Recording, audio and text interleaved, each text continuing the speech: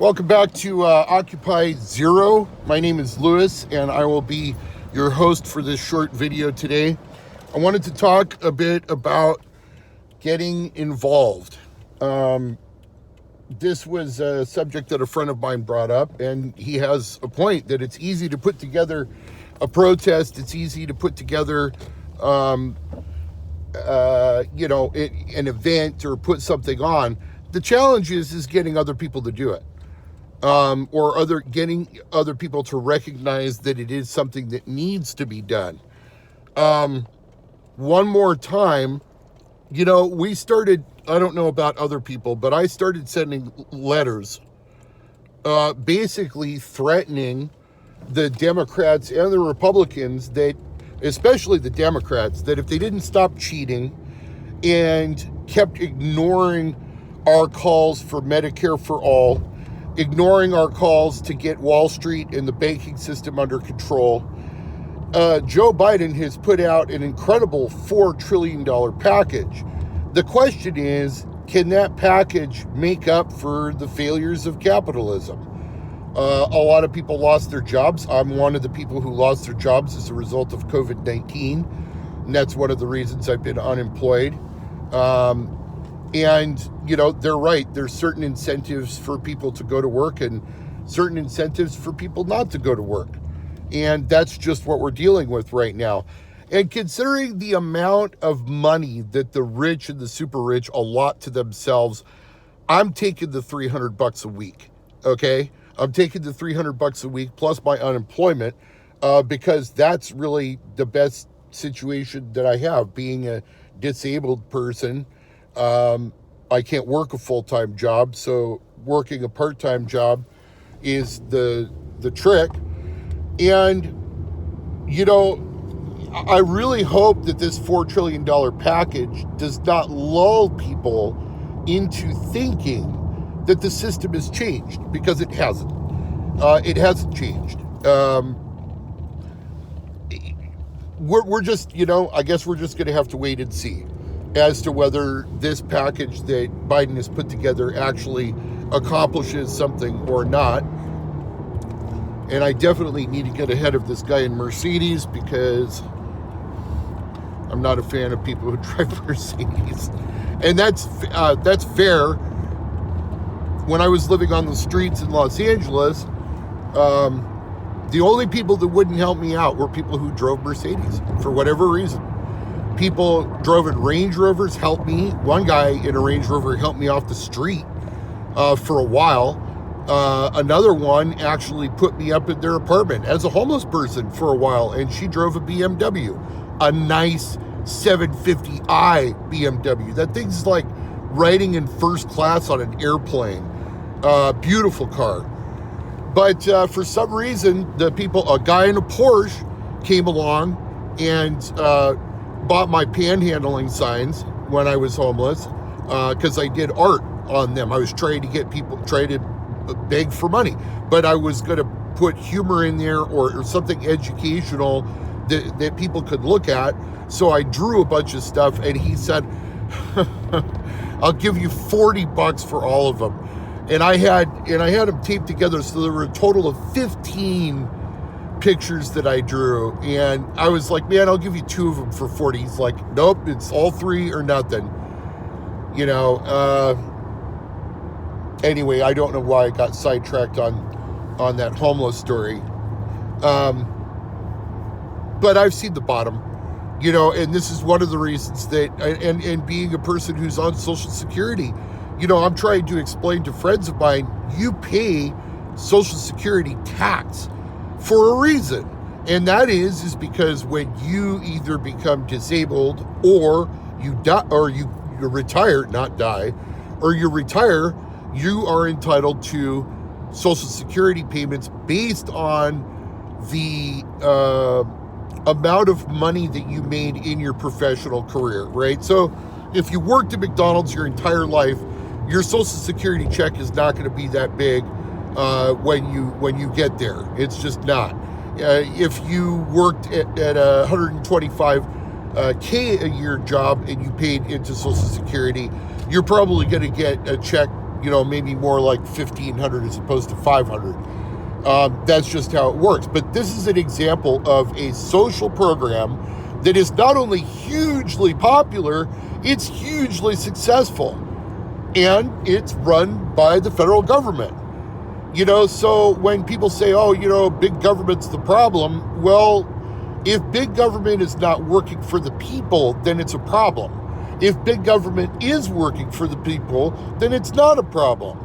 And, we had a period of time after World War II into the 1960s, we had a period of time where the American dream was realistic.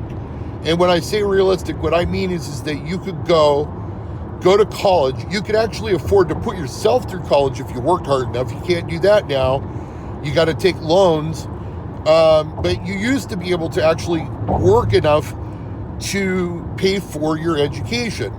And once you paid for your education, the types of jobs that were available and the pay that was available made it possible for one person to have a house, a car, and a family, and do it all off one income of one person working 40 hours a week with benefits. This is what we had after World War II through the 1960s. In the 1970s, starting with Richard M. Nixon opening trade to China, what that really means is we're going to take our jobs and export those to China, and then China's going to produce a bunch of crap at reduced discount prices that we're going to buy back from them. And of course, we have to have discount prices because all the good paying jobs left. If they didn't leave when we opened trade with China, they sure as hell left with NAFTA. And both the Democrats and the Republicans are responsible for NAFTA. So we're just going to have to see. But maybe, just maybe, enough of us have struck terror into the hearts and minds of the Democratic Party that they're actually going to do something, whether it be a Green New Deal or whatever. But this should not lull people into a false sense of security, and it's certainly not lulling me, because I remember everything Barack Obama said he was going to do, and he didn't. Not only that, but he passed some of the nation's worst laws. National Defense Authorization Act. Look up the Indefinite Detention Clause of NDAA 2012, and you will understand that the government has written away your constitutionally guaranteed rights as enshrined in the Bill of Rights in the Constitution. And both the Democrats and the Republicans voted to make it happen. And it was signed into law by President Obama. We got lucky because basically President Obama gave Donald Trump the powers of an emperor, and Donald Trump didn't use them. Thank God. Donald Trump was so concerned about Donald Trump that he never even stopped to think that he could really throw anybody he wanted into jail. I mean, he really could. He could just pick people and point at them and say, I think you're a terrorist. Send them to Guantanamo. Anyway, I'm getting off track. The point being is that if the situation does not change, then my stance on the protest does not change. And as far as I've seen, there is no reason to stop this protest simply based on some things that Joe Biden said or some money that might be involved in his package. Our problems are systemic. And when you have to put together a $4 trillion package to realize that, that's a problem. And I've been watching this downhill slide. Every time we think it's going to turn a corner and get better, it doesn't. And it hasn't. Since 1970, it just, you could take a look at the record, but the record is from 1980 until now, the ruling class has stolen 50% of the wealth of the bottom 80% of the country. I'm going to say that again. The top 0.0001% of the population controls most of the money. Now we're seeing where this person is going. Yeah, so that's just the bottom line, is the system, if the system doesn't work well for the vast majority of people, then we can't logically say that the system works. If the system only works for the super wealthy, then that's not a system that works. That's a system of highway robbery that benefits the few at the expense of everyone else. If you are sick and tired of the bullshit, join the protest.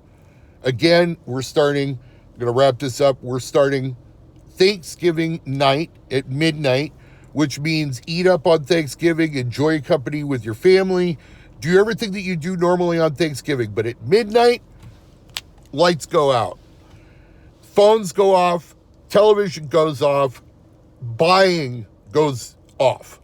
No purchasing anything on that weekend for 4 days, from midnight on Thursday until midnight on Monday, Cyber Monday. And I'm throwing this down as a dare and a challenge. I think there are millions of people out there that can't even live without their television for 4 days. They can't. And if you ask them to do it, they'll just say, no, I'm not giving up my TV. For what? For your stupid protest? This is some of the reactions that I've got from people. Some of the reactions have been positive. I don't know if those positive reactions are going to actually turn into action. But thank you on Facebook for people who liked the original Facebook post. Anyway, we're at 12 minutes, so I'm going to wrap this up. The only way that this happens, the only way that Occupy Zero happens, is if you get involved. You have to get involved. You have to want to get involved, and you need to understand the fundamental reasons why you would get involved. What are we protesting here?